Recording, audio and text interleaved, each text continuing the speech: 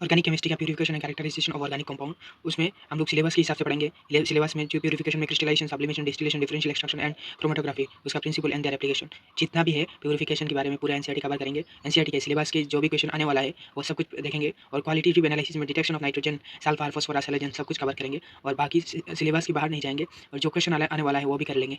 Quantitative analysis में basic principle करेंगे, जैसे कार्बन डिस्ट्रीब्यूशन कैसे करते हैं, हाइड्रोजन, नाइट्रोजन, सल्फर, फास्फोरस, और इंपीरिकल फार्मूला, मॉलिक्यूलर फार्मूला निकालना, numerical problem, organic quantitative analysis का, और पीवाईक्यू पूरा सॉल्व करेंगे, क्योंकि हम लोगों को इस टॉपिक से, इस चैप्टर से हम लोगों को एक भी क्वेश्चन छोड़ना नहीं चाहिए। बहुत सारे स्टूडेंट ने मैंने पूछा था और दिक्कत हो रहा है या पूरा समझ में नहीं आ रहा है, तो हम लोग जो भी क्वेश्चन आने वाला है और इस बार तो हम लोग पूरा कवर करेंगे, क्योंकि उसका पैटर्न भी समझेंगे किस तरह का क्वेश्चन आ सकता है। हर साल एक क्वेश्चन आता है। तो method of purification of organic compound, ये क्या मेथड है? वो ऑर्गेनिक कंपाउंड को प्यूरिफाई करने के लिए, वो नेचर कंपाउंड की नेचर और इंप्योरिटी की जो प्रेजेंट है उसके ऊपर डिपेंड करता है मेथड प्यूरिफाई करने के लिए। और कॉमन टेक्निक जैसे sublimation, crystallization, distillation, differential extraction, chromatography है, उसका प्यूरिटी कंपाउंड डिटरमाइन करता है मेल्टिंग पॉइंट और बॉइलिंग पॉइंट से। और जिसमें प्योर कंपाउंड होता है उसमें sharp melting point, boiling point होता है प्योर कंपाउंड के केस में। और purity of organic compound are based on different types, अलग अलग डिफरेंट टाइप के ऊपर purity of an organic compound based on different type of chromatographic technique है, स्पेक्ट्रोस्कोपिक। सब्लिमेशन क्या है? Sublimation sublimation without passing through liquid, solid से vapour में direct जाता है सब्सटेंस जो चेंज होगा, उसमें लिक्विड में जाएगा ही नहीं। The purification of technique based on the above principle, इसको सब्लिमेशन। इसमें क्या सेपरेट करते हैं? Use to separate sublimable compound from non sublimable impurities. 2025 का क्वेश्चन है, ये दिखा है ना, ये नेफ्थालीन एग्जाम्पल याद रखना, ये सब एग्जाम्पल जरूर याद रखना, जो भी क्वेश्चन आएगा इधर से आएगा। एक तो आने वाला क्वेश्चन है जो लिक्विड से सॉलिड से डायरेक्ट गैसियस में जाता है, लिक्विड में नहीं जाएगा। और दूसरा क्या है? ये separate sublimable compound from non sublimable impurities. और तीसरा एग्जाम्पल है, आएगा तो इन तीनों क्वेश्चन से आएगा। Naphthalene, camphor, anthracene, benzoic acid, dry ice, iodoform, iodine plus NaCl, tincture of iodine. तो ये वाला क्वेश्चन जरूर एग्जाम्पल जरूर याद रखना। Crystallisation, best solid organic compound को प्यूरिफाई करने के लिए जो कॉमनली टेक्निक यूज़ होता है वो है क्रिस्टलाइजेशन। उसके ऊपर बेस्ड होता है उसके डिफरेंट सॉल्युबिलिटी का डिफरेंस की कंपाउंड की, और the purity of this suitable solvent, जो प्यूरिटी होता है suitable solvent. Impure compound solvent में तुम्हारा स्पेरिंगली सॉल्युबल होगा, स्पेरिंगली रूम टेम्परेचर में जब होगा, और हायर टेम्परेचर में जो तुम एप्रिशिएबली सॉल्युबल होगा। और जो कंसंट्रेटेड सॉल्यूशन को कंसंट्रेटेड किया जाता है कि जब तक नियरली सेचुरेटेड सॉल्यूशन हो जाए, उसका पास में आ जाए नियरली सेचुरेटेड सॉल्यूशन, तो सॉल्यूशन को कूल करते हैं, क्योंकि उसमें प्योर कंपाउंड बनाते हैं कंपाउंड क्रिस्टलाइज करने के लिए, और फिर रिमूव बाई बाकी जो इम्प्योरिटी हो वो फिल्ट्रेशन से रिमूव कर देते हैं। फिल्ट्रेज को क्या बोलते हैं? Mother liquid. उसमें क्या मिलता है? इम्प्योरिटी और कुछ क्वांटिटी कंपाउंड। कोई भी कंपाउंड हो किसी एक सॉल्वेंट में सॉल्युबल, ज़्यादा सॉल्युबल है, और किसी अलग सॉल्वेंट में, अनदर सॉल्वेंट में कम सॉल्युबल, लिटिल सॉल्युबल है, भले कुछ ज़्यादा कम ही है, तो क्या होगा उसमें? तब हम लोग इस मिक्सचर में कौन सा प्रोसेस यूज़ करते हैं, कौन सा टेक्निक यूज़ करते हैं प्योर सॉलिड ऑर्गेनिक कंपाउंड को प्यूरिफाई करने के लिए? तो क्रिस्टलाइजेशन यूज़ करते हैं। तो इस ऐसा मिक्सचर में, तो इसमें इंप्योरिटी जो होता है उसमें इंप्योरिटीज क्या करता है? कलर देता है सॉल्यूशन में, और इसको रिमूव करने के लिए हम लोग एक्टिवेटेड चारकोल यूज़ करते हैं। और रिपीटेड क्रिस्टलाइजेशन तब यूज़ करेंगे तब compound containing impurities of comparable solubilities का डिफरेंस ज़्यादा नहीं, कंपेरेबल है, पास में है। तो इस तरह का कंपाउंड में हम लोग रिपीटेड ज़्यादा क्रिस्टलाइजेशन करेंगे रिपीटेडली। डिस्टिलेशन, ये कौन सा मेथड है? ये हम लोग बस volatile liquid non volatile impurity से सेपरेट करने के लिए ये मेथड यूज़ किया जाता है। और दूसरा क्या है? Liquid having sufficient boiling point का डिफरेंस सफिशिएंट होना चाहिए, ज़्यादा होना चाहिए, तब ये डिस्टिलेशन काम करेगा, सिंपल डिस्टिलेशन। तो इसमें क्या होता है? इसमें क्या होता है? तुम्हारा लिक्विड डिफरेंट बॉइलिंग पॉइंट में डिफरेंट टेम्परेचर में वेपोराइज होगा, डिफरेंट बॉइलिंग पॉइंट होगा, तो अलग अलग टेम्परेचर में, अलग अलग बॉइलिंग पॉइंट में अलग अलग टेम्परेचर होगा वेपोराइज होने के लिए। और जब vapour cooled and liquids of हमारे कलेक्टिवली सेपरेट, ठंडा करने के बाद तुम्हारा सेपरेट किया जाता है। एग्जाम्पल बहुत फेमस एग्जाम्पल है, कॉम्पिटिटिव एग्जाम में आया हुआ है, chloroform and aniline easily separated by technique of simple distillation. ये वाला जरूर याद रखना, ये बहुत फेमस एग्जांपल है, क्लोरोफॉर्म एंड एनिलीन। क्रिस्टलाइजेशन का ये एग्जांपल याद रखना, बेंजीन एंड बेंजोइक एसिड, जो ये सेपरेट करने के लिए क्रिस्टलाइजेशन प्रोसेस में, और ये भी आया हुआ क्वेश्चन है प्रीवियस। जब हम लोग liquid mixture rounded bottom flask में लेंगे, और लेने के बाद क्या होगा? जब गर्म करेंगे, क्या ध्यान से गर्म करेंगे, तो बॉइलिंग पॉइंट, जिसका बॉइलिंग पॉइंट कम होगा वो पहले वेपोराइज होगा, और जिसका बॉइलिंग पॉइंट ज़्यादा होगा वो लास्ट में वेपोराइज होगा।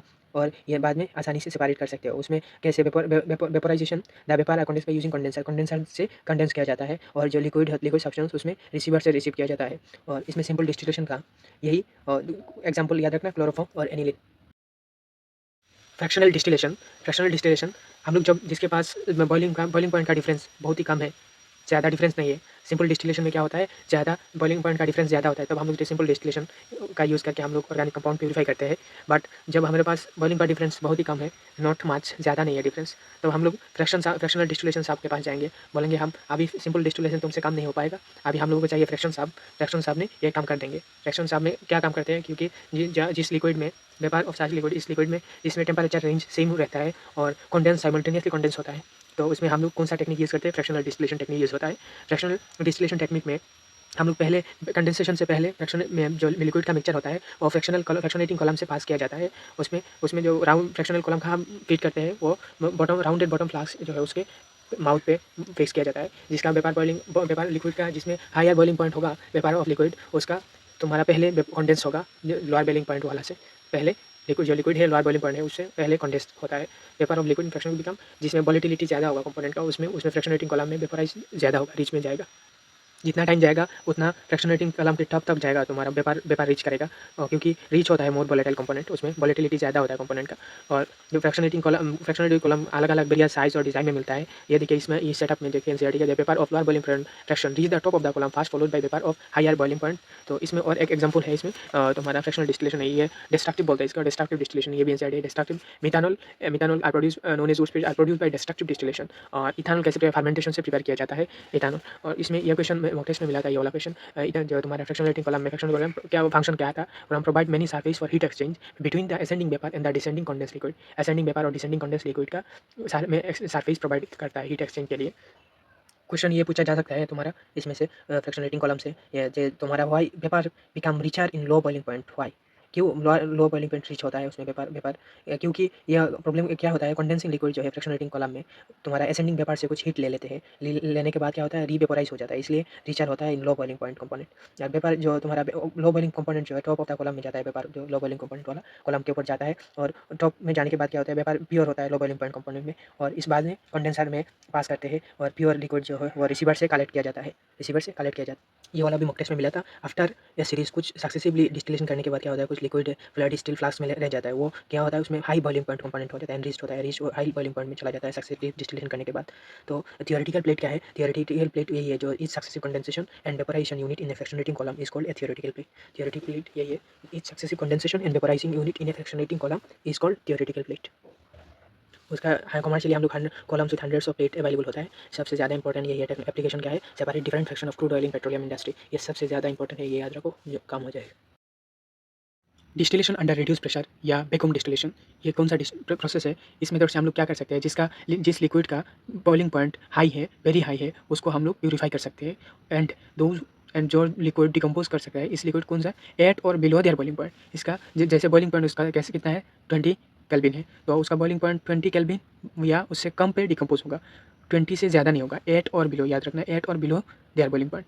और इस बॉइलिंग बिलो के कैसे करेंगे, उसका प्रेशर रिड्यूस करके, reducing the pressure of the surface, pressure lower than the normal boiling point by reducing the pressure को रिड्यूस करके। The liquid boil at temperature at which vapour pressure equal to the external pressure, liquid कब boil होगा, जब उसका temperature at which vapour pressure और external pressure same होगा, equal होगा, तब ये तुम्हारा लिक्विड बॉयल होगा एट टेम्परेचर। और the pressure is reduce with the help of water pump और वैक्यूम पंप, और कौन सा तुम्हारा पंप चाहिए तुम्हारा ये प्रेशर रिड्यूस करने के लिए, वाटर पंप और वैक्यूम पंप, दोनों के बीच जो किसी एक को यूज़ करने से तो हमारा प्रेशर रिड्यूस हो जाता है। डिस्टिलेशन अंडर रिड्यूस प्रेशर में 3 क्वेश्चन कॉमन है, ये तो पहले वाला ये टेम्परेचर दे देगा जिसमें 8 और बिलो, दूसरा क्या है ये एग्जांपल सबसे ज़्यादा फेमस एग्जांपल है glycerol can be separated from spent line in soap industry, और एक एग्जांपल है purification of H2O2 peroxide water, H2O2 peroxide. तो ये दोनों एग्जांपल पहले स्थिर पे रहता है क्वेश्चन में, और दूसरा में क्या होगा कौन सा पंप प्रेशर रिड्यूस करने के लिए क्या चाहिए उनको, दो वाटर पंप या वैक्यूम पंप, और तीसरा क्या है उसका boiling point high very high होना चाहिए, और इसमें डिकम्पोज कैसे होता है 8 और below there boiling point. Fractional distillation में कुछ दो different type of fractionating column दिया जाता है, उसमें एक एनसीईआरटी में दो दिया हुआ है, सिंपल पैक्ड कॉलम एक है, और दूसरा वाला बबल प्लेट कॉलम, ये दोनों याद रख। स्टीम डिस्टिलेशन क्या कौन सा टेक्निक है, पहले ये देख रहे थे 2017 1999 1993, तो ये वाला क्वेश्चन आया था, ortho and para isomer can be separated by steam distillation, ये याद 100% रखना है। Ortho nitrophenol steam volatile due to intramolecular hydrogen bonding, while para nitrophenol is less volatile due to intermolecular hydrogen bonding which causes the association of molecule। ये practical chemistry में आया था 1:1 ratio में, और तो पैरा नाइट्रोफिनल किससे सेपरेट किया जाता है, ऑर्थो नाइट्रोफिनल स्टीम डिस्टिलेशन से सेपरेट किया जाता है, याद रखना ये इंपॉर्टेंट है। तो स्टीम डिस्टिलेशन क्या है, ये ऐसा एक टेक्निक है जो हम लोग सेपरेट करते हैं कि steam volatile and immiscible with water. The technique is apply to separate substance which are steam volatile and immiscible with water, जो स्टीम वोलेटाइल होता है और लिक्विड में इमिसिबल होता है। इसका तुम्हारा स्टीम वोलेटाइल में ज़्यादा इंपॉर्टेंट इसलिए है क्योंकि ये आया ऑर्गेनिक केमिस्ट्री में अलग अलग पार्ट में दिया हुआ है, ऑर्गेनिक कंपाउंड जो मिलता है स्टीम डिस्टिलेशन करने के बाद, तो इसमें पानी से हम लोग अलग सेपरेट कैसे करते हैं, सेपरेटिंग फाइनल यूज़ करके। ये तो एक क्वेश्चन हो गया। दूसरा क्या है, इन स्टीम डिस्टिलेशन लिक्विड कैसे कैसे बॉयल होगा, और sum vapour pressure due to organic liquid का जितना वेपर प्रेशर है और पानी का जितना वेपर प्रेशर है, उन दोनों को सम करने के बाद इक्वल करेंगे तो एटमॉस्फेरिक प्रेशर के सेम होना चाहिए, तो क्या होगा, तब लिक्विड बॉयल होगा स्टीम डिस्टिलेशन में। ऑर्गेनिक कंपाउंड, ऑर्गेनिक लिक्विड का और जो तुम्हारा वाटर का वेपर प्रेशर इक्वल करके एटमॉस्फेरिक प्रेशर के साथ इक्वल होगा, प्लस सम करके तुम्हारा एटमॉस्फेरिक के साथ ये देख सकते हो एटमॉस्फेरिक, तो P1 क्या होगा, लोअर देन P क्या है, ये एटमॉस्फेरिक प्रेशर है, ये तो ऑर्गेनिक लिक्विड का वेपर प्रेशर, ये प्रेशर है वेपर प्रेशर, ये वेपर प्रेशर वाटर का है, तो सम करेंगे तो ये वाला नॉर्मली देख सकते हो P1 कम है लोअर देन P। ये 2001 का क्वेश्चन था, of the organic liquid vaporize at lower temperature than it boiling point. ये याद रखना। अभी जो एग्जाम्पल है स्टीम डिस्टिलेशन का, ये फेमस एग्जाम्पल, ये जरूर याद रखना चाहिए। ये example, aniline is separated by this technique from aniline water mixture. Aniline water mixture हम लोग कैसे सेपरेट किया जाता है, स्टीम डिस्टिलेशन।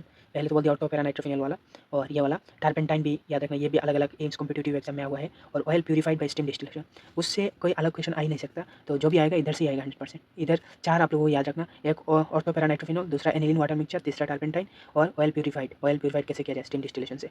तो और क्या बात है, आप लोग मेरे चैनल को सब्सक्राइब कीजिए, लाइक कीजिए और शेयर कीजिए। और इधर क्या बोल रहे हैं, कोई भी एक सब्सटेंस है जो पानी मिक्सचर ऑफ वाटर है और अलग सब्सटेंस है, जैसे पानी में इनसोल्यूबल है ऐसा कोई सब्सटेंस, तो उसका कब बॉयल होगा, तब बॉयल होगा जिसका temperature close to but below होना चाहिए 373 केल्विन, 100 डिग्री सेल्सियस या उससे कम होना चाहिए, उससे ज़्यादा नहीं, तब बॉयल होगा। ये वाला याद रखना।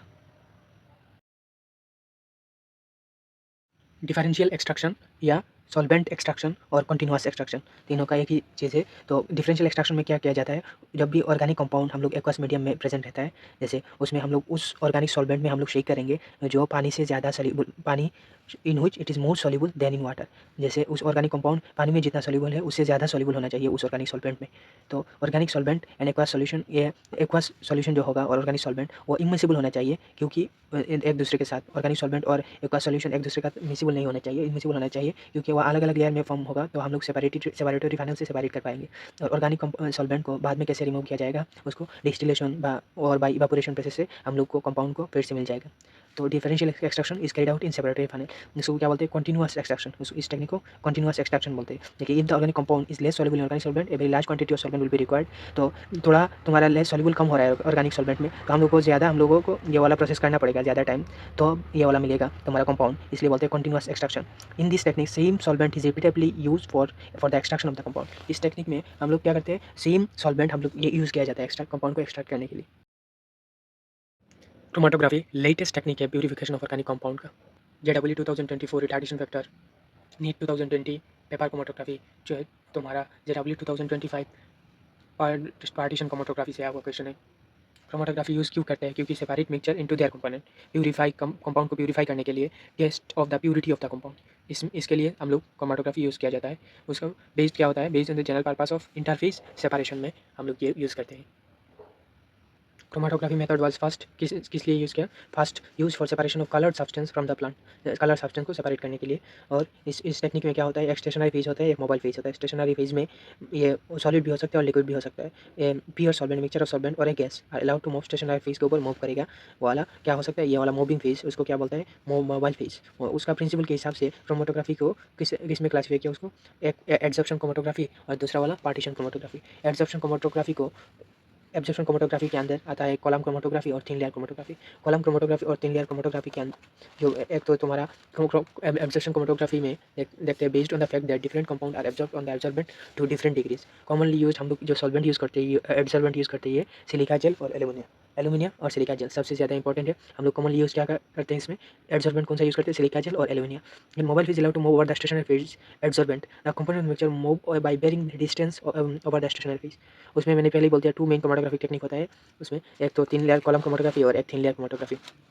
पिछले वाला जो डिफरेंशियल एक्सट्रैक्शन था, उसमें देख सकते हो पहले बिफोर एक्सट्रैक्शन में कैसे ऑर्गेनिक कंपाउंड एक्वस लेयर में है और अलग अलग लेयर में, और सॉल्वेंट लेयर इसमें है। ऑर्गेनिक कंपाउंड इन सॉल्वेंट लेयर ऊपर में चला गया और अलग एक्वस लेयर बन गया आफ्टर एक्सट्रैक्शन। तो ये एकदम नीचे दिया हुआ है, differential extraction of compound takes place based on difference in solubility के कारण, सॉल्युबिलिटी का डिफरेंस के कारण होता है उसमें।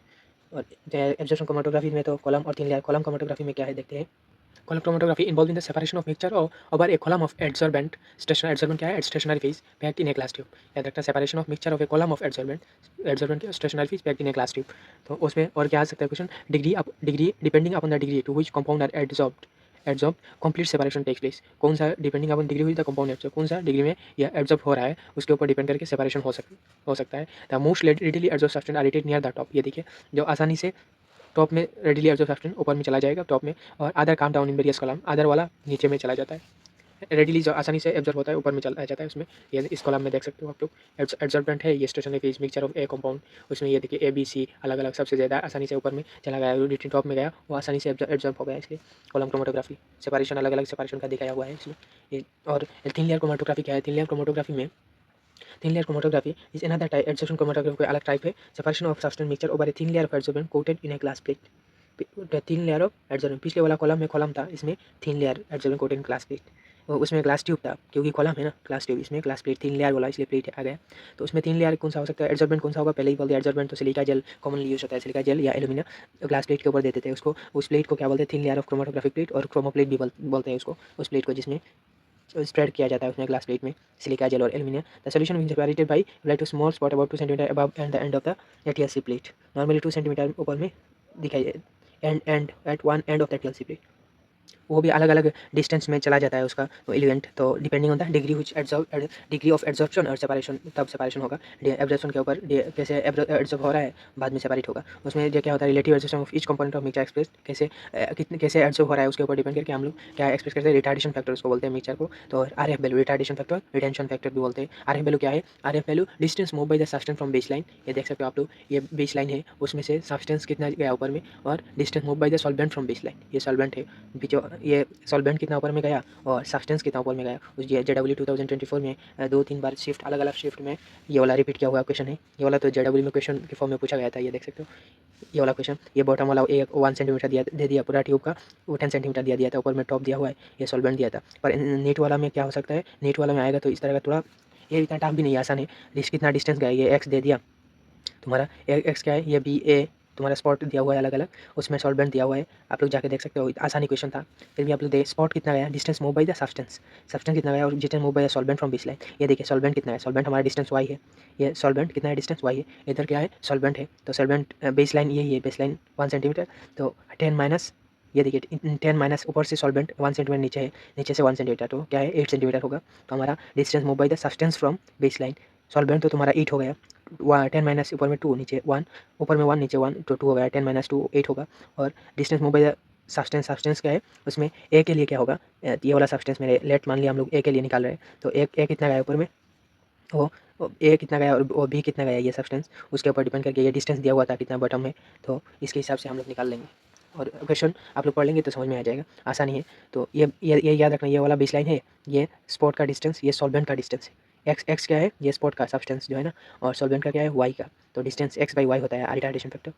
The spot of the colour compound develop, ये उसका नाम क्या है? Develop chromatogram. The spot of the colour compound are visible on TLC plate due to their original colour. Original colour के कारण तुम्हारा ये स्पॉट विजिबल होता है टीएलसी प्लेट में. जिस स्पॉट कलर इस कंपाउंड में स्पॉट तो दिखाई नहीं देगा, तो हम लोग क्या करेंगे? तो अब हम लोग अल्ट्रावायलेट लाइट देंगे उस प्लेट में, तो डिटेक्ट कर पाएगा कहाँ स्पॉट है.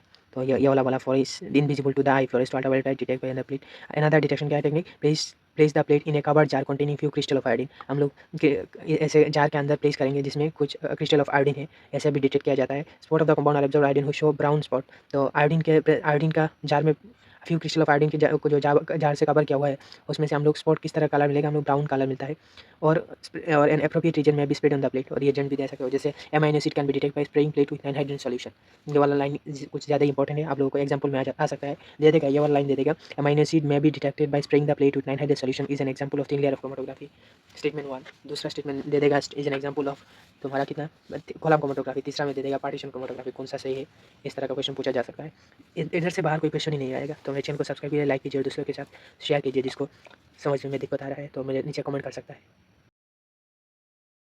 पार्टीशन क्रोमेटोग्राफी में पार्टीशन क्रोमेटोग्राफी क्या है, उसमें क्या होता है, based on the continuous differential partition of the component of a mixture between stationary and mobile phase. Continuous differential partitioning of the component, अलग अलग partitioning, differential partitioning of the component, जो भी कंपोनेंट है लेयर में paper chromatography में अलग अलग में कंटिन्यूसली डिफरेंशिएट किया जाता है उसमें पार्टीशन क्रोमेटोग्राफी में। पार्टीशन क्रोमेटोग्राफी, पेपर क्रोमेटोग्राफी जो है वो पार्टीशन क्रोमेटोग्राफी का एग्जांपल है। ये वाला नीट 2020 में आया था। और JW 2025 में क्या क्वेश्चन पूछा था, इन paper chromatography special quality paper chromatography paper is used, हाँ क्रोमेटोग्राफी यूज किया जाता है। ये वाला question JW 2025, chromatography paper contain water trapped in it, उसके अंदर वाटर ट्रैप करता है, तो कुछ एक्ट एज स्टेशनरी फेज, इसको क्या बोलते हैं, स्टेशनरी फेज। और स्टेशनरी फेज में स्टेशनरी क्या है, is a thin liquid film present in A inert support, present in the inert support, inert support में मिलता है प्रेजेंट, ये तीन लिक्विड फिल्म इनर्ट सपोर्ट में मिलता है। और उसमें पार्टीशन क्रोमेटोग्राफी का ये देख सकते हो, ये थोड़ा बहुत डिस्क्रिप्शन दिया हुआ है। जो क्रोमेटोग्राम हम लोग पेपर स्ट्रिप जो डेवलप किया जाता है उसको बोलते हैं क्रोमेटोग्राम। स्पॉट कैसे कलर सेपरेट, कैसे कलर अलग अलग हाइट में दिखाई देता है, इनिशियल स्पॉट और फाइनल स्पॉट जो क्रोमेटोग्राफी पोजीशन में दिखाई दे रहा है, इसमें जार पे है। और इसमें क्या होता है, spotted eight base of the solution suspended in suitable mobile, एक मोबाइल फेज रहता है, एक्स तुम्हारा स्टेशनरी फेज पहले ही बोल दिया, तो mobile phase this act is mobile, the सोल्वेंट rises up the paper capillary action से ऊपर में जाता है और फ्लो अबाउट द स्पॉट। तो उसमें जो तुम्हारा कलर दिखाई देता है उसमें स्पॉट सेपरेटेड कलर इस बॉन्ड में भी इधर अल्ट्रावायलेट लाइट से दिखाई देता है। और एप्रोप्रिएट स्पेयर रिएजेंट भी यूज़ करते हैं, जैसे तीन लेयर ऑफ क्रोमेटोग्राफी में होता है, इस तरह का तीन लेयर ऑफ क्रोमेटोग्राफी में दिखाई दिया। ये देखिए कार्डबोर्ड दिया हुआ है, कार्डबोर्ड देने के बाद क्रोमेटोग्राफी पेपर यूज़ किया और जार स्पॉट, ये बेस लाइन है, ये सॉल्वेंट, ये तो पहले बता दिया। अलग अलग शेप, टू डिफरेंट शेप में दिया हुआ है, देख सकते हो आप लोग। ये वाला जार के अंदर बेस लाइन है। तो क्रोमेटोग्राफी यूज़ करने के बाद तो ये वाला अब तक इतना, ये वाला अब तक जब भी क्वेश्चन पढ़ा, ये वाला क्वांटिटेटिव एनालिसिस था। अब एक क्वालिटेटिव एनालिसिस पढ़ेंगे।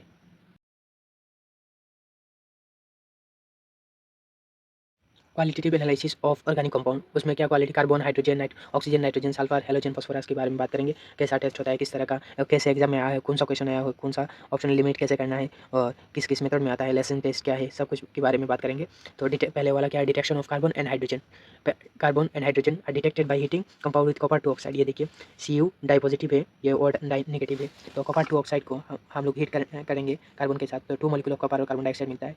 कार्बन है present oxidise to carbon dioxide tested with lime water. ये देखिए कैल्शियम हाइड्रोक्साइड जो लाइम वाटर है उसके साथ जब टेस्ट किया जाता है उसमें क्या टर्बिडिटी जनरेट होता है, टर्बिडिटी जनरेट होता है, साथ में वाटर भी मिलता है, हाइड्रोजन टू वाटर। ये देखिए कैल्शियम कार्बोनेट मिला, ये टर्बिडिटी मिलता है और प्लस वाटर।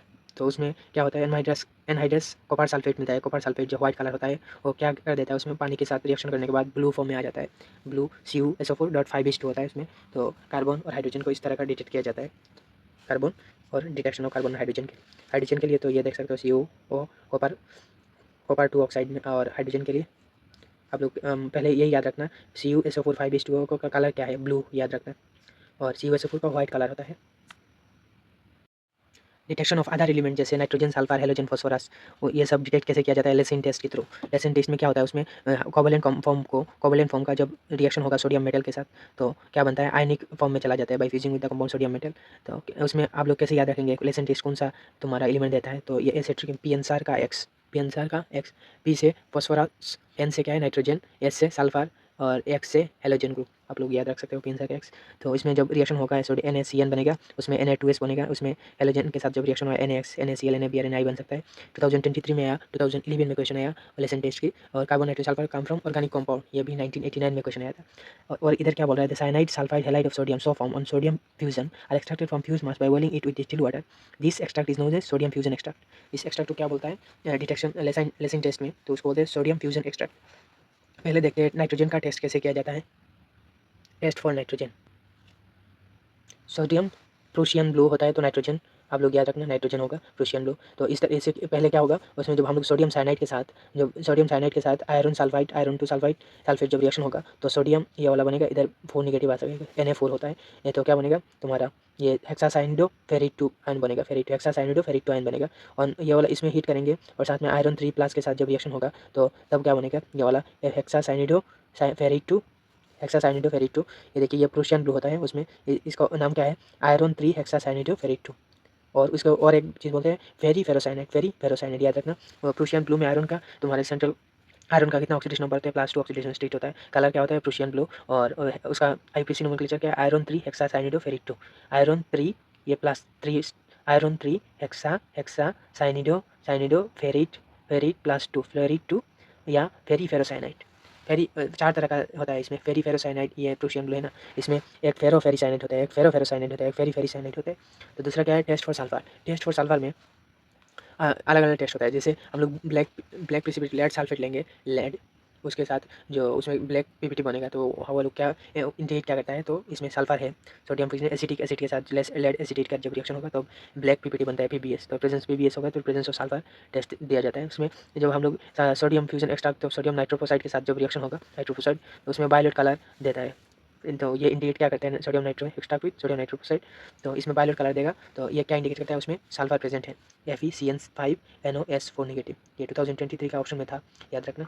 और तीसरा क्या है, nitrogen and sulphur both are present in an organic compound sodium thiocyanide form. ये देखिए सोडियम थायोसाइनाइड फॉर्म होता है इसमें, FeSCN, ये ब्लड रेड होता है इसमें कलर, ब्लड रेड होता है, it gives blood red colour, no Prussian blue since there is no free cyanide.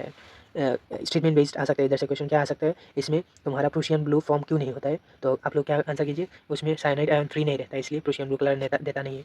और कलर के ब्लड रेड वो प्रेजेंट इंडिकेट क्या करता है, उसमें सल्फर प्रेजेंट है। If sodium fusion extract with excess of sodium, the thiocyanate decompose to yield cyanide and sulfide, these ion give their usual test। तो पहले बाद में जब रिएक्शन होगा सोडियम के साथ, तो वह पुराना वाला बन जाएगा NaCN और Na2S। Test for halogen, sodium fusion extract जो बना पहले से, तो उसमें जब हम लोग एसिडिफिकेशन करेंगे नाइट्रिक एसिड के साथ, फिर से उस प्रोडक्ट के साथ हम लोग सिल्वर नाइट्रेट देंगे, तो ये AgX प्रेसिपिटेट बनता है। AgX जब सॉल्यूबल होगा अमोनियम हाइड्रोक्साइड में, AgX सॉल्यूबल होगा उसके, उसमें तो हम लोग क्या इंडिकेट कर सकते हैं, वाइट पीपीटी देगा, तो क्या होगा, उसको बोलते हैं तुम्हारा क्लोरीन प्रेजेंट है, इंडिकेट क्या करता है उसमें, प्रेजेंस ऑफ क्लोरीन। और येलोइश कलर जब देगा पीपीटी बनेगा, जो पूरा नहीं स्पेरिंगली सॉल्यूबल होगा अमोनियम हाइड्रोक्साइड में, तो हम लोग क्या इधर आंसर क्या होगा, जो ब्रोमीन प्रेजेंट इंडिकेट क्या करेगा, ब्रोमीन प्रेजेंट है। और येलोइश पीपीटी देगा जिसमें अमोनियम हाइड्रोक्साइड में तुम्हारा इंसोल्यूबल होगा आयोडीन, तो उसमें क्या अमोनियम हाइड्रोक्साइड में इंसोल्यूबल होगा, तो अब आंसर क्या होगा उसमें, उसमें आयोडीन इंडिकेट क्या करेंगे, आयोडीन प्रेजेंट है। याद रखना, क्लोरीन में इंसोल्यूबल है और आयोडीन में इंसोल्यूबल है, ब्रोमीन में पार्शियली। और पहले में तुम्हारा क्लोरीन में व्हाइट कलर और ब्रोमीन में क्या येलोइश पीपीटी बनता है, और आयोडीन में येलो पीपीटी बनता है। If nitrogen is also present the compound, the sodium fusion extract boiled with concentrated nitric acid decompose cyanide and sulphide during the Lassaigne test, this are not otherwise interfere with silver nitrate test for halogen. Silver nitrate test with silver nitrate test, ये जो Tollens reagent Fehling solution test, इसमें silver nitrate test है, आप जाके देख सकते हो, मेरा एल्डिहाइड कीटोन चैप्टर में है। तो अभी देखते हैं टेस्ट फॉर फॉस्फोरस। फॉस्फोरस की टेस्ट में कैसा होता है उसमें, और कैसे रिएक्शन अमोनियम फॉस्फोमोलिब्डेट बनता है। The compound is heated with oxidising agent, जैसे सोडियम पेरोक्साइड है, जब ऑक्सीडाइजिंग एजेंट के साथ जब रिएक्शन होगा, Na2 सोडियम पेरोक्साइड पेरोक्साइड के साथ जब रिएक्शन होगा, जो ऑक्सीडाइजिंग एजेंट होता है, the phosphorus present oxidise to phosphate, phosphate में चला जाता है। The solution boiled with nitric acid, बाद में नाइट्रिक एसिड के साथ जब रिएक्शन होगा, ट्रीटेड विद अमोनियम मोलिब्डेट, ये देखिए बाद में अमोनियम मोलिब्डेट के साथ ट्रीट किया, उसके साथ रिएक्शन किया, तो बाद में क्या बना, HNO3, तो ऑक्सीडाइजिंग एजेंट है, तो ये येलो पीपीटी बनता है उसमें, अमोनियम फॉस्फोमोलिब्डेट, ये वाला फॉर्मूला याद रखना, रट लो डायरेक्ट, और याद होना चाहिए 100%। और येलो कलर पीपीटी बनता है उसमें, सबसे जरूरी ऑक्सीडेशन नंबर फॉस्फोरस का कितना है याद रखना। और येलो अमोनियम फॉस्फोमोलिब्डेट एग्जाम आंसर है उसका, तुम्हारा नेम क्या है, अमोनियम फॉस्फोमोलिब्डेट, और येलो पीपीटी बनेगा। अभी देखते हैं, अभी तो इतना देर से क्वालिटेटिव एनालिसिस पढ़ाई किया, अभी देखते हैं क्वांटिटेटिव एनालिसिस। क्वांटिटेटिव एनालिसिस से हम लोग क्या निकालते हैं, तो क्वांटिटेटिव एनालिसिस इंपॉर्टेंट है ऑर्गेनिक केमिस्ट्री के लिए, क्योंकि उसमें क्या किया जाता है, determination of mass percent of an element present in A compound, कितना परसेंटेज ऑफ मास इस एलिमेंट में, इस कंपाउंड में प्रेजेंट है, एलिमेंट कितना प्रेजेंट है वो दिखाई देता है। और उसमें से और क्या कैलकुलेट किया जाता है, उसमें mass of element determination empirical formula या मोलिकुलर फार्मूला भी डिटर्मिन किया जाता है। उसमें हम लोग अभी देखेंगे, the percentage composition of element present in an organic compound is determine the following, percentage कैसे, कार्बन कितना परसेंट है, हाइड्रोजन कितना परसेंट है, वो कैसे निकालते हैं वो सब देखेंगे। कार्बन हाइड्रोजन का ये रिएक्शन 100% याद रखना जरूरी है। और ये तो तुम्हारा पूरा 100% क्यों बोल रहा हूँ, ये वाला रिएक्शन जरूर याद रखो, क्योंकि कंबाशन रिएक्शन में ये डायरेक्ट इक्वेशन पूछा जाता है, और मोल कॉन्सेप्ट में भी ये वाला है, और इसमें थर्मोकेमिस्ट्री में भी है। CXHY जब रिएक्शन होगा X+Y/4, क्या देगा, कंबाशन होने के बाद कार्बन डाइऑक्साइड देगा और साथ में वाटर देगा, और ये X+Y/4 होता है, XCO2 होगा। याद रखने से आसान हो जाता है, टाइम कम लगता है, बाद में देखेंगे कैसा क्वेश्चन आता है। कार्बन और estimation of carbon hydrogen, water and carbon dioxide form on oxidation of substance are absorbed in anhydrous calcium chloride, याद रखना, और potassium hydroxide solution respectively contain in U2 में क्या क्या होता है इसमें, क्या क्या एनहाइड्रस कैल्शियम क्लोराइड और पोटेशियम हाइड्रोक्साइड से आप लोग कार्बन डाइऑक्साइड और क्या वाटर और कार्बन डाइऑक्साइड को एब्जॉर्ब किया जाता है। ये देख सकते हो आप लोगों को, ये और ये वाला लाइन याद रखना, ये मॉक टेस्ट में बहुत सारे क्वेश्चन बार PYQ में अलग अलग कॉम्पिटेटिव एग्जाम में पूछा गया है, क्योंकि आ सकता है एक solution of ZnCl2 react with NaOH solution to form white ppt बनता है ZnOH2, और ZnOH2 पानी में सॉल्यूबल होगा if in excess of NaOH solution on heating, excess of solution heat करेंगे तो पानी सॉल्यूबल होगा, excess of NaOH solution on heating. और इसमें ये वाला फार्मूला 100% रटना ही है, क्या बोलूँ 100% याद रखो। क्या आप लोग कार्बन का कैसे निकालेंगे, कार्बन का 44 कौन सा किसका मॉलिक्यूलर मास है, 44 कार्बन डाइऑक्साइड का, और कार्बन का 12 है। और ये M2 क्या है, M2 क्या होता है, M क्या है, let mass of organic compound be M होता है ऑर्गेनिक कंपाउंड का मास, और M2 क्या है, M1 क्या है, मास ऑफ वाटर है M1, और मास ऑफ कार्बन डाइऑक्साइड होता है M2। ये देखिए मैंने पहले परसेंटेज कार्बन का निकालेंगे, तो कार्बन 12 है, 12/44 इंटू M2 क्या है, मास ऑफ कार्बन डाइऑक्साइड, और इधर divided by organic compound, mass of organic compound into 100। इधर भी हाइड्रोजन है, हाइड्रोजन का मॉलिक्यूलर मास क्या है 2, 2 बाई पानी का कितना होगा 18, 2/18 क्या है, M क्या है, mass of water by mass of organic compound into 100। तो इस तरह का कैलकुलेट किया जाता है, आसानी है, फॉर्मूला आसान है। नीचे वाला ऑर्गेनिक कंपाउंड, ऊपर वाला मास, और इसका तो मॉलिक्यूलर मास बाई पानी होगा, तो हाइड्रोजन होगा तो पानी होगा उसके साथ, और कार्बन है तो याद रखो, ये आसानी है। और एक चीज़ याद रखना, तुम्हारा दोनों यूट्यूब कैसे कनेक्ट किया हुआ है, सीरीज़ में कनेक्ट किया हुआ है, और यूट्यूब कंटेनिंग कंसंट्रेटेड, तो दोनों NiHCl2 या KOH सॉल्यूशन जिस पे ये दोनों यूट्यूब सीरीज़ में कनेक्टेड है। तो कैल्शियम वाला और KOH दोनों क्या देगा, तुम्हारा अमाउंट ऑफ वाटर और कार्बन डाइऑक्साइड देगा। और ये वाला प्रॉब्लम करके जाइए, आसान है। तो ये वाला फार्मूला भी बैठा हुआ है, इस तरह का क्वेश्चन आता रहता है क्वेश्चन एग्जाम में। देखिए ये ऑर्गेनिक कंपाउंड का मास दिया हुआ है, इसमें कार्बन डाइऑक्साइड और वाटर का दिया हुआ है, तो आंसर निकल गया। ये देखिए 0.198, इधर 0.246, तो ये 1/2 होगा, और 12 1/2 होगा, 2 to the 6, आसान है आंसर। और ये देखिए 1014 है, 1014, तो परसेंटेज निकल जाएगा हाइड्रोजन, आसान रहता है एग्जाम में। अभी जो भी ये वाला क्या पड़ा, कार्बन और हाइड्रोजन डिटेक्ट कैसे करते हैं वो पड़ा। और अभी देखेंगे तुम्हारा Dumas method, Kjeldahl method, Carius method. Nitrogen estimation में हम लोग दो मेथड पढ़ेंगे, एक डोमास मेथड, एक जेल्डाल मेथड। दोनों से ज़्यादा क्वेश्चन आता है, और लास्ट एक क्वेश्चन है जो कैरियस मेथड, वो हेलोजन एस्टिमेशन के लिए यूज़ होता है।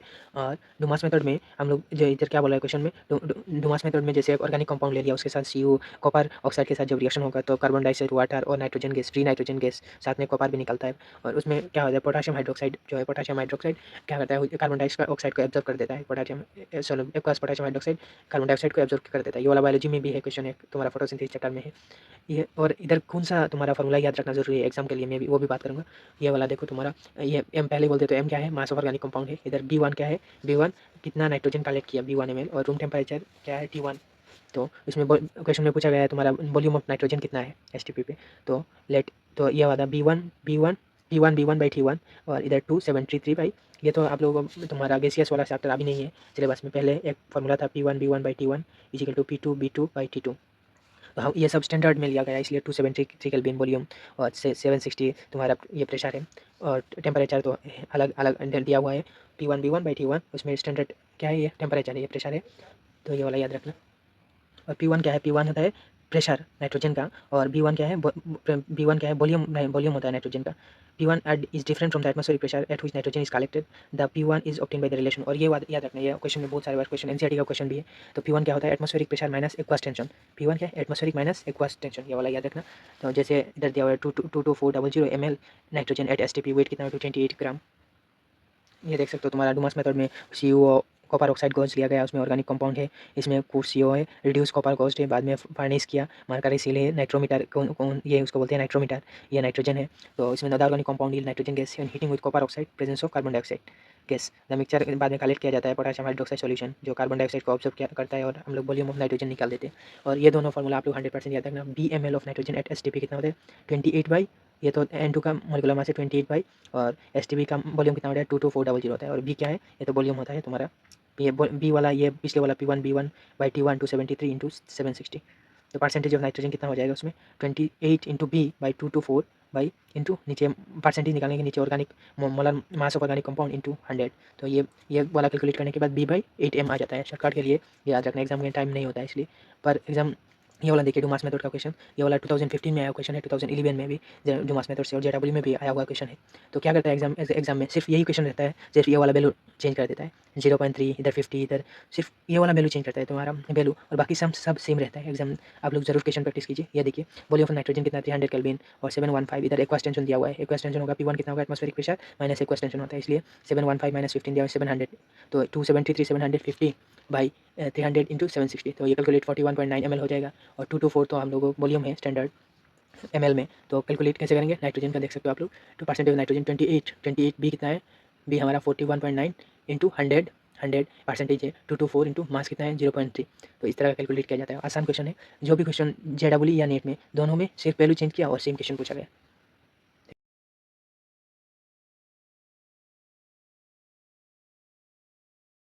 ज़ेल्दाल मेथड फेमस क्या है उसका, इसमें भी हम लोग डोमास मेथड में भी जैसे जैसे नाइट्रोजन कैलकुलेट करते हैं, इधर ज़ेल्दाल मेथड में भी नाइट्रोजन कैलकुलेट किया जाता है। तो उसमें से भी क्वेश्चन आता है, प्रॉब्लम बेस्ड आता है क्वेश्चन, वो भी देखेंगे कौन सा क्वेश्चन आया हुआ है। तो the compound containing nitrogen is heated with concentrated sulphuric acid. जो ज़ेल्दाल मेथड में क्या होता है, उसमें जो किस कंपाउंड को हम लोग कंसंट्रेटेड सल्फ्यूरिक एसिड के साथ हीट किया जाता है उसमें, जिस कंपाउंड में नाइट्रोजन है, ये देखिए ऑर्गेनिक कंपाउंड जिसमें नाइट्रोजन है, जब कंसंट्रेटेड सल्फ्यूरिक एसिड के साथ जब रिएक्शन हुआ, एमोनियम सल्फेट बना। बाद में जब सोडियम हाइड्रोक्साइड के एक्सेस ऑफ NaOH के साथ जब रिएक्शन होता है, उसमें NH3 निकल जाता है, NH3 निकल जाता है उसमें से, डिवाइडेड अमोनिया जो एब्जॉर्ब हो जाता है उसमें। और बाद में जब NH3 H2SO4 के साथ जब फिर से रिएक्शन होगा, तो NH4 2SO4 answer NH4 2SO4 आ जाता है उसमें। और हम लोग पहले ही पता है आप लोगों को सबको, ऑर्गेनिक मास जो मास ऑफ ऑर्गेनिक कंपाउंड कितना होता है, M होता है। और एमोनिया जो निकलता है, एब्जॉर्ब होता है, उसको क्या बोलते हैं, volume of standard acid. Volume of standard acid याद रखना, वॉल्यूम ऑफ स्टैंडर्ड एसिड उसको बोलते हैं। और उसमें से जो तुम्हारा इसमें ज़ेल्डाल मेथड में बाकी जो डिटरमाइन कैसे किया जाता है उसमें, the amount of ammonia produce is determined by estimating the amount of sulphuric acid consumed in the reaction. कितना सल्फ्यूरिक एसिड कंज्यूम किया रिएक्शन में, उसके ऊपर करके डिटरमाइन किया जाता है तुम्हारा रिएक्शन में कंज्यूम इन द रिएक्शन, कितना कंज्यूम हुआ सल्फ्यूरिक एसिड। तो अभी कैसे पता चलेगा ये इतना H2SO4 उसके साथ रिएक्शन किया, तो उसे क्या कैसे किया जाए, तो क्या करना है, पहले जो अनरिएक्टेड सल्फ्यूरिक एसिड तुम्हारा, it is done by estimating unreacted sulphuric acid left, कौन सा तुम्हारा अमोनिया के साथ जब सोडियम स्टैंडर्ड अल्काली सॉल्यूशन का जब टाइट्रेशन करने के पहले बाद जो एब्जॉर्प्शन हुआ है, absorption of ammonia by titrating with standard alkali solution, उसको छोड़ के बाकी जितना सल्फ्यूरिक एसिड रह गया था अनरिएक्टेड, जो रिएक्ट किया नहीं था सल्फ्यूरिक एसिड, वो उसको हम लोग अनरिएक्टेड करते हैं। तो ये it is done by estimating the unreacted sulphuric acid left after the absorption of ammonia by titrating with standard alkali. यही बोल गए तुम्हारा अनरिएक्टेड सल्फ्यूरिक एसिड रह गया एमोनिया एब्जॉर्प्शन होने के बाद, उसको उसको बोलते हैं अनरिएक्टेड सल्फ्यूरिक एसिड। तो इस तरह कैलकुलेट किया जाता है। उसमें difference between the initial amount of acid taken, जो पहले H2SO4 सल्फ्यूरिक एसिड लिया गया था, और बाद में जो रह गया रिएक्शन होने के बाद, तो ये क्या देता है, amount of acid reacted with ammonia gives the amount of acid reacted with ammonia. इसमें क्या याद रखना जरूरी है, और इसमें सबसे ज़्यादा तो इंपॉर्टेंट ये वाला तुम्हारा फॉर्मूला तो पहले याद करो, 1.4 N1B1 minus N2B2 by N1 by mass of organic compound. तो N1 नॉर्मेलिटी, ये N2 नॉर्मेलिटी। और इसमें उसमें तो ये तो इंपॉर्टेंट है, और ये वाला फॉर्मूला याद कर सकते हो तो कर लो, फिर भी उसमें से हो जाता है क्वेश्चन, कोई भी क्वेश्चन आता है तो हो जाता है। इसमें 2022 में आया था क्वेश्चन, और इस बार में भी आया था क्वेश्चन उसमें। Kjeldahl method is not applicable, Kjeldahl method कौन एप्लीकेबल नहीं है किस कंपाउंड के लिए, तो containing nitrogen in nitro and azo group and nitrogen present in the ring जैसे pyridine, as nitrogen of this compound does not change to ammonium sulphate under this condition. इसलिए क्या होता है, तुम्हारा पाइरिडीन नहीं होगा, नाइट्रो ग्रुप नहीं होगा, एजो ग्रुप नहीं होगा। सिर्फ आंसर ऑप्शन में 4 ऑप्शन था, एक ऑप्शन में एनिलिन था, तो आंसर क्या होगा, एनिलिन। नॉट एप्लीकेबल, एप्लीकेबल किस लिए, एनिलिन के, उसको छोड़ के। Nitrogen in nitro azo group, nitrogen the ring of pyridine, as nitrogen of this compound does not change the ammonium sulphate under this condition. तो ये याद रखना, ये वाला फॉर्मूला भी याद रखना। 1.4 इंटू एम मोलारिटी, ये mass of organic compound. 2 into B क्या है, वॉल्यूम ऑफ H2SO4 कितना लिया गया था BML। और B1 क्या है, B1 volume of NaOH, NaOH कितना टाइट्रेशन के साथ यूज़ किया था, B1 है। तो ये सबसे ज़्यादा ये फॉर्मूला याद रखो, तुम्हारा ये वाला पैराग्राफ सबसे ज़्यादा ज़ेल्डाल मेथड के लिए इंपॉर्टेंट है। और अभी जो क्वेश्चन है, क्वेश्चन कैसे आ सकता है, ये देखिए स्टेटमेंट बेस्ड क्वेश्चन आया था, देख सकते हो तुम्हारा, Dumas method is more applicable to nitrogen containing organic compound than Kjeldahl method. याद रखना, more applicable to nitrogen containing organic compound than Kjeldahl method. दूसरा क्या है, Kjeldahl method does not give satisfactory result for compound in which nitrogen link to oxygen. ये not correct explanation है, but both correct है, दोनों statement correct है, but एक दूसरे के साथ करेक्ट एक्सप्लेनेशन नहीं है। Kjeldahl method does not give satisfactory result for compound in with nitrogen link to oxygen. और क्या है, inversely proportional to enthalpy of neutralisation होता है, पीके डायरेक्टली प्रोपोर्शनल टू होता है एंथैल्पी ऑफ न्यूट्रलाइजेशन। और प्रॉब्लम देख लेते हैं, JW 2024 में एक क्वेश्चन आया था, नीट 2014 में सिर्फ वैल्यू चेंज किया था और आंसर क्वेश्चन पूछा गया था। तो देखते हैं कौन सा कैसे क्वेश्चन करते हैं। 1990 में भी आया था ये वाला question, during the estimation of nitrogen present in an organic compound by Kjeldahl method. तो ज़ेल्दाल मेथड कैलकुलेट किया गया है, तो उसमें क्या बोला, वन निकालना क्या, find out the percentage of nitrogen in the compound, कितना परसेंटेज है, इधर मोलारिटी दिया हुआ है 1 मोलर, और 10 ml दिया हुआ है, न्यूट्रलाइज किया गया है H2SO4, और ऑर्गेनिक कंपाउंड का मास कितना है, 0.5 ग्राम। तो आंसर कैसे करें, वो हम लोग फार्मूला सब लोगों को पता है, ये फार्मूला क्या है, 1.4 into N1B1 N2B2 by M. तो हम लोग 1.4 परसेंटेज निकालने के लिए इंटू 100 होगा, ये तो सबको ही पता है। 1.4 बाई मोलर मास कितना है, मोलर मास ऑर्गेनिक कंपाउंड का, ये देख सकते हो, मोलर मास 0.5, तो molar mass 0.5 by N1 normality, और N1 नॉर्मेलिटी होता है मोलारिटी के साथ एन फैक्टर के साथ रिलेशन होता है, मोलारिटी इंटू एन फैक्टर। तो क्या होगा, एन या इसका नॉर्मेलिटी कितना 20, इधर कितना दिया है, H2SO4 है, तो उसके लिए H पॉजिटिव कितना आ जाएगा, H पॉजिटिव 2 H पॉजिटिव होगा, तो 2 इंटू 10 हो जाएगा उसमें। तो ऊपर में कितना आएगा, B1 वॉल्यूम कितना आएगा, 20 ml होगा, 2 इंटू 10, तो 20 हो जाएगा। और ये 20 N1, और इसमें 1 मोलार दिया हुआ है, नॉर्मेलिटी 2 इंटू 1 होगा, तो नॉर्मेलिटी N1 कितना होगा 2 क्यों आएगा, H positive 2 molecule of H positive होगा, 2 H पॉजिटिव आयनिक फॉर्म में 2 H पॉजिटिव आएगा, तो 2 × 1 2 होगा।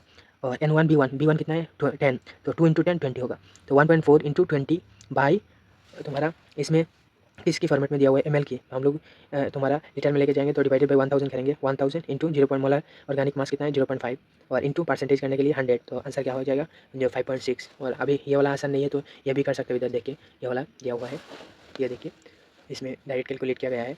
तो जो भी है चैनल को सब्सक्राइब कीजिए, लाइक कीजिए और शेयर कीजिए।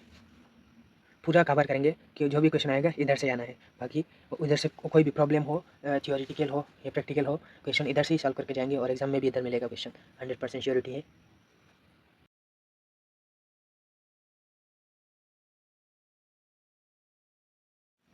पहले बोला था कैरियस मेथड में हम लोग क्या क्या निकालते हैं, halogen sulphur and phosphorus. Halogen sulphur, ज़्यादातर हेलोजन हेलोजन सल्फर है, फॉस्फोरस एग्जाम में है तो हेलोजन सल्फर या फॉस्फोरस। तो कैरियस मेथड में क्या होता है, कैरियस मेथड में हेलोजन कंटेनिंग ऑर्गेनिक कंपाउंड होता है, उसमें जब फ्यूमिंग नाइट्रिक एसिड के साथ जब रिएक्शन होगा सिल्वर नाइट्रेट की प्रेजेंस में, तो कैरियस ट्यूब के अंदर, तो रिएक्शन होने के बाद जो प्रोडक्ट मिलेगा उसमें हम लोग हेलोजन कैलकुलेट किया जाता है उसमें से। और इसमें जो तुम्हारा परसेंटेज हेलोजन का कैसे निकलता है, ये फॉर्मूला सबसे ज़्यादा इंपॉर्टेंट है। बाकी तो तुम क्वेश्चन आएगा तो इस तरह का आ सकता है। और परसेंटेज कैसे निकलता है, एटॉमिक मास ऑफ हेलोजन, जो भी हेलोजन रहेगा उसका मास, एटॉमिक मास, जैसे फ्लोरीन रहा, क्लोरीन रहा, ब्रोमीन रहा, आयोडीन रहा, जो भी रहा। और M1 क्या है, M1 मास ऑफ जो पीपीटी बनता है, AgCl या AgPr AgI जो भी बनेगा उसका मास होता है उसका M1। और ये तो परसेंटेज के लिए 100। मोलिकुलर मास ऑफ Ag जो तुम्हारा पीपीटी होगा उसके हिसाब से molecular mass of Ag X and M क्या है, ये तो organic mass of organic compound, mass of organic compound. तो इधर एक क्वेश्चन दिया हुआ है जो JEE 2023 में आया था क्वेश्चन, देख लेते हैं किस तरह का क्वेश्चन आया हुआ है और नीट में कैसा क्वेश्चन आ सकता है, वो भी इस तरह का सेम आएगा, एनसीईआरटी उठा के देगा, सिर्फ तुम्हारा बेल वाला चेंज करेगा आसान करने के लिए। तो Carius method of estimation of halogen, organic compound का मास दिया हुआ है, AgBr कितना दिया 0.5 ग्राम AgBr दे दिया, परसेंटेज ऑफ ब्रोमीन निकालना है। हम लोग पहले क्या करेंगे, AgBr बोला, AgBr का मास कितना होगा, Ag का ये क्वेश्चन में दिया रहेगा तुम्हारा Ag, वरना ये जरूर याद रखना 108 होता है और ब्रोमीन का 80 होता है, जो तुम्हारा 188 ग्राम पर मोल होगा मोलर मास, और यह याद रख लेना आसानी है। और 188 ग्राम होगा तो मास ऑफ फॉर्मूला में बैठा के कर लेते हैं, तुम्हारा एटॉमिक मास ऑफ एक्स क्या है, हेलोजन, हेलोजन ब्रोमीन है, तो ब्रोमीन का एटॉमिक मास कितना होगा 80 इंटू M1 क्या था, M1 हमारा mass of AgBr, mass of AgBr क्या कितना दिया हुआ है, mass of AgBr 0.12 into 100 divided by molecular mass of AgX कितना दिया हुआ है, मोलिकुलर मास ऑफ AgX हम लोग 188 है ना मोलिकुलर मास, और into mass of organic compound 0.15 और इंटू 100 करेंगे तो आंसर निकल जाएगा। ये देखिए 34.05 आंसर। अभी सल्फर देखते हैं, ये सल्फर का क्वेश्चन किस तरह का आ सकता है, ये सल्फर भी कैरियस मेथड से। ये देखिए a known mass of organic compound is Carius tube with sodium peroxide और फ्यूमिंग नाइट्रिक एसिड। इसके साथ कौन सा रिएक्शन होगा, सोडियम पेरोक्साइड या फ्यूमिंग नाइट्रिक एसिड के साथ जब रिएक्शन होगा तब ये वाला प्रोडक्ट बनेगा। प्रिसिपिटेट क्या, filtered wash dried and weight, बाद में वेट किया जाता है। उसमें परसेंटेज कैसे निकालते हैं, सेम ही है, उसमें मास ऑफ तुम्हारा साइज में सल्फर होगा 32 और बेरियम सल्फाइड है BaSO4 का मास कितना होता है तुम्हारा 233 ग्राम होता है, 233 याद रखना, ये इंपॉर्टेंट है। 233 ग्राम होगा, उसमें JEE 2025 में ये क्वेश्चन पूछा था, सिर्फ वैल्यू चेंज किया था, सिर्फ वैल्यू चेंज करके ये वाला क्वेश्चन पूछा गया था। 32 M1 क्या है, M1 क्या है तो आप पहले ही बता दिया था, बेरियम सल्फेट का सल्फर एस्टिमेट करने के लिए होगा तो बेरियम सल्फेट का मास दिया रहेगा, इधर क्वेश्चन है आप लोग देख सकते हो। तो 32/2 33 बेरियम सल्फेट का मोलिकुलर मास इंटू M1, ये तो ऑर्गेनिक का मास है, ऑर्गेनिक कंपाउंड का, और इंटू 100। तो ये देखिए क्वेश्चन कैसे दिया हुआ है, in sulphur estimation 0.157 gram of organic compound gave 0.4813 gram 0.4813 gram of barium sulphate. तो परसेंटेज ऑफ सल्फर कितना है निकालना है, तो क्या है M1 क्या है 0.4813 होगा इधर, और M क्या है 0.157 इंटू 100 करेंगे तो आंसर निकल जाएगा तुम्हारा, जो भी क्वेश्चन आंसर होगा। ये देख सकते हो आंसर 42.10% है। सिर्फ फार्मूला में क्वेश्चन, जो क्वेश्चन है उससे फार्मूला में बैठाओ और आंसर निकाल दो, इतना टफ नहीं आएगा, आसानी आता है। और बेस्टिन टेस्ट क्या है, use for detection of Cl2, याद रखना ये क्वेश्चन आया हुआ है पीआई के कॉम्पिटेटिव एग्जाम में, अलग अलग कॉम्पिटेटिव एग्जाम में आया हुआ था और मॉक टेस्ट पे भी मिला, इसलिए मैंने लिख लिया इधर। Molecular mass of volatile substance में भी measure by Victor Meyer test measure किया जाता है। अभी फॉस्फोरस कैसे कैलकुलेट करते हैं, फॉस्फोरस तो पहले फॉस्फोरस मोलिब्डेनेट ये देखिए, तो organic compound in fuming nitric acid whereupon phosphorus present the compound oxidise phosphoric acid. तो उसमें फॉस्फोरिक एसिड क्या है, may be precipitated as MgNH4PO4 by adding magnesia mixture which is ignited with Mg2P2O7 Mg2P2O7। अभी तक इस topic से phosphorus से अभी क्वेश्चन आया नहीं है, आएगा तो डायरेक्ट पूछ सकता है तुम्हारा ये वाला Mg2P2O7। इसका जरूर आप लोगों को फॉर्मूला याद रखने की थोड़ा दिक्कत होगा, क्योंकि इधर ये देखिए परसेंटेज ऑफ फॉस्फोरस निकालने के लिए 31/30 फॉस्फोरस का 31 होता है, मास तो M1 होता है तुम्हारा, M1 मास ऑफ अमोनियम फॉस्फोमोलिब्डेट जो निकाल देता है। ये phosphorus precipitate out MgNH4 bye adding magnesia कुछ इग्नाइट कितना क्या करता है Mg2P2O7 और फॉस्फोरस मोलिब्डेट का फॉर्मूला ये मॉलिक्यूलर मास कितना है 1877 ये याद रखना सेशन एक याद रखना 1877 तो फॉस्फोरस निकालेंगे फॉस्फोरस मोलिब्डेट से तो 31/1877 M1/m × 100% ये फॉर्मूला याद रखना फॉस्फोरस Mg2P2O7 से निकालेंगे तुम्हारा प्रोडक्ट जो आएगा तो Mg2 होगा Mg2P2O7 तो P2 है इसलिए क्या करेंगे 32 × 2 तो 62 हो जाएगा 62 बाई इसका मोलर मास कितना होगा 22 बाई M इंटू 100% हो जाएगा फॉस्फोरस क्योंकि ये देखिए 2 unit is the molar mass of Mg2P2O7 M क्या है मास ऑफ ऑर्गेनिक कंपाउंड M1 क्या है mass of Mg2P2O7 form and 62 क्या है इसमें फॉस्फोरस एटम का कंपाउंड जिस कंपाउंड में है प्रेजेंट उसका 2 फॉस्फोरस एटम है प्रेजेंट इसलिए ये वाला सिर्फ ये वाला फॉर्मूला याद रखो हो जाएगा तुम्हारा सब इस क्वांटिटेटिव एनालिसिस में ये 3 4 5 फार्मूला है 6 फार्मूला है शायद 6 फार्मूला आप लोग को 100% याद होना चाहिए। अभी ऑक्सीजन कैसे कैलकुलेट किया जाता है वो देख लेते हैं difference between the total percentage composition देख सकते हैं the percentage oxygen organic compound is usually found by difference between the total percentage composition में टोटल परसेंटेज कंपोजिशन 100% और and some percentage of all other element some percentage of all other element statement based आ सकता है उसमें क्या होता है decompose stream of nitrogen उसमें वार्म आयोडाइड पेंटाऑक्साइड दिया जाता है उसमें I2O5 when carbon monoxide is oxidised to carbon dioxide producing iodine ये देखिए कंपाउंड जो हीट किया जाता है ऑक्सीजन निकलता है और अदर गैसियस प्रोडक्ट जब कार्बन मोनोऑक्साइड को हम लोग I2O5 जो ऑक्सीडाइजिंग एजेंट है I2O5 ऑक्सीडाइजिंग एजेंट है उसके साथ जब रिएक्शन होगा तो आयोडीन निकाल देता है और कार्बन डाइऑक्साइड निकलता है प्रोड्यूसिंग आयोडीन और ये वाला याद रखना आयोडीन I2O5 पेंटाऑक्साइड इसका काम है कि when carbon monoxide oxidised to carbon dioxide producing iodine और इसमें ये वाला परसेंटेज ऑफ ऑक्सीजन कैसे निकाल जाता है 32 ऑक्सीजन का O2 का 32 होता है और 88 क्यों आया क्योंकि 2 मॉलिक्यूल ऑफ कार्बन डाइऑक्साइड होता है इसमें 2 मॉलिक्यूल इसलिए 88 आया by M1/m × 100%। The percentage oxygen can be derived from the amount of iodine produce also कितना परसेंटेज ऑक्सीजन किस तरह डेराइव किया जाए कितना आयोडीन अमाउंट प्रोड्यूस किया हुआ इसमें से भी तो elements carbon hydrogen nitrogen present the compound determined by the apparatus CHN elemental analyser उसमें से भी डिटरमाइन किया जाता है उसमें ये वाला थोड़ा समारी पढ़ लेते हैं समारी इधर से भी क्वेश्चन आ सकता है ये देखिए nitrogen sulphur halogen phosphorus recent test से कैलकुलेट किया जाता है उसमें determine amount of carbon dioxide water produce होता है नाइट्रोजन से Dumas Kjeldahl method halogen Carius method है percentage oxygen usually determine between the difference between the total percentage and the sum of percentage of all other element तो channel को subscribe कीजिए like कीजिए और share कीजिए thank you.